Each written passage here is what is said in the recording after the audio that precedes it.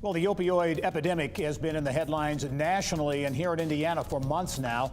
In recent weeks, we've seen IU unveil plans to invest $50 million in tackling addiction. Indianapolis Mayor Joe Hogsett has announced the city plans to file suit against the makers and distributors of opioids. And some 7 out of 10 respondents to the 2017 Indiana Manufacturing Survey say that failed drug tests are a real issue. In this month's Eye on Economic Development, KSM Location Advisors CEO Tim Cook and President Katie Culp return to weigh in on the addiction epidemic and its impact on economic development. Welcome as always. Thanks, Gary. Hi, Gary. Obviously a very serious issue with a very, very serious human toll.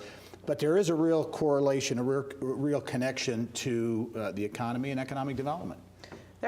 Clearly it's a very big social problem, but it has always been an economic problem, and I think it's getting more light right now because unemployment rates are so low that some of these structural deficiencies and social problems that were a little flying under the radar before are bubbling to the surface. Yeah. And so when unemployment is below the natural rate of unemployment, it's becoming very apparent, like, hey, if you can't find a job at this point, a lot of it has to do with these addiction issues. And we should mention that this issue is not an Indiana alone issue. It's a national issue, but clearly Indiana is among states where it's at, as many would say, at a crisis level.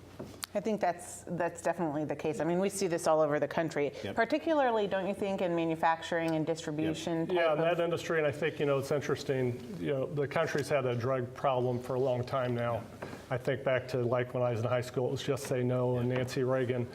The thing that's pervasive about this now is that it's not just recreational drug users, but it's people that start off taking legal prescriptive painkillers, and then it's evolved into this. And so as you have that more pervasive effect on society, I think it's really important. How do we bring some other players in to help solve the problem? Yeah, I want to talk about some innovative programs in a moment, but first of all, to give us some examples, and Tim, as you look at it, there are lots of examples around the state at how serious this issue is. Yeah, so Katie and I, we have a couple of clients in rural parts of the state, big manufacturing clients.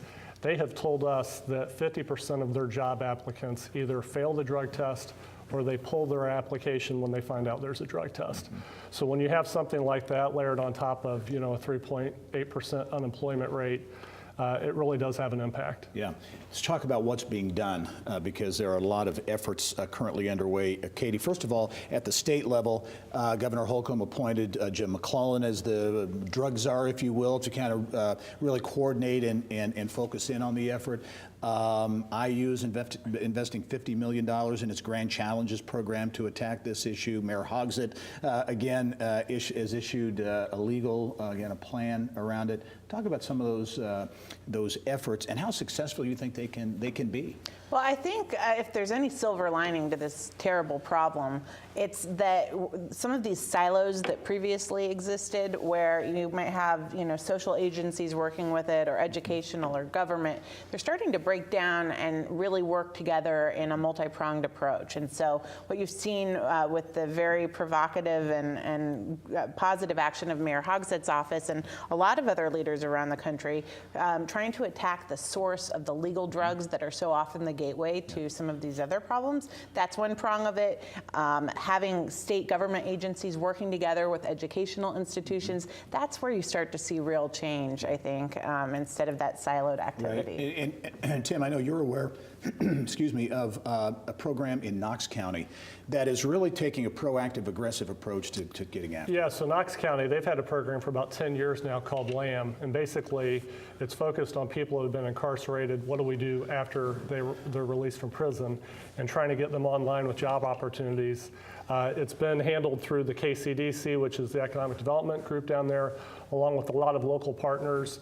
And they have seen that the recidivism rate is 50% for the people that have been through this program versus, just that general release population. So I think the more we can plagiarize from other parts of the state and other parts of the country, how do we solve this problem on a more holistic approach, I think makes a lot of sense. Yeah. Is it accurate to say this is potentially costing Indiana potentially economic development deals? I mean, again, human toll is significant. People are dying, families are torn apart.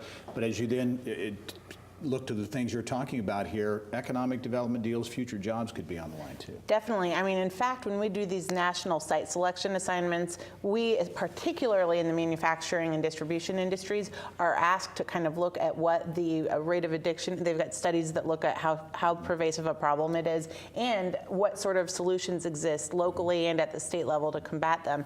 That has become an increasing part of the analysis we do. Yeah, and I think it's interesting to point out too, this isn't necessarily just exclusively a rural issue, right? It gets a lot of attention in some of the smaller communities, but everything I see and read and hear, it's really a statewide. Well, and I think that's the thing. When you look at the opioid crisis, it's not really specific to a certain income class or a certain demographic.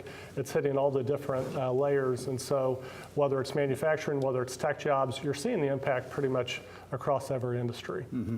Going forward, as you look, how confident are you that Indiana is getting after this issue in a way that's going to make a difference? I'm feeling really optimistic about it. I'll tell you, when I've been involved with interviews with chamber groups, people looking to run for elected office, it is the top issue that each of them bring up when they're pursuing office, what's important to them. I mean, don't you agree? Yeah, and I think if you go back to Governor Holcomb, opioid epidemic was one of his pillars when he tried to get out of the gate running on this. So I think I'm very encouraged by what Indiana's doing, and I think they're being a leader in a lot of the ways. All right, opioid abuse, addiction, a huge issue for Indiana and many other states as well. Katie Culp, Tim Cook, thanks very much. We'll talk to you soon. Thanks, Gary. All right. And I'll be right back after this. Stay with us.